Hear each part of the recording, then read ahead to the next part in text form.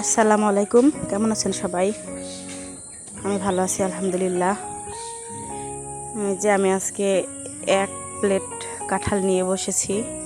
তো যদিও প্লেটটা আমার জন্য না, আমার হাজবেন্ডকে দিয়েছি। আমি পাকা কাঁঠাল খেতে অতটা পছন্দ করি না। তো এটা হচ্ছে আমার দাদার গাছের কাঁঠাল। কাঁঠালটা খুবই সুমিষ্ট এবং রসালো। তো ছোটোবেলায় কাঁঠাল খেতাম আর মনে মনে গর্ব ফিল করতাম যে এত মজার কাঁঠাল আমার আশেপাশের গ্রামে কোথাও নাই। তো আসলেই নাই। আমি আত্মীয় স্বজন যত যার বাড়ি খাইছি, তো এত মজার কাঁঠাল আমি পাই নাই কোথাও। তো কাঁঠালের সাথে একটু লবণ আর একটু লেবু মিশিয়ে নিয়েছিলাম।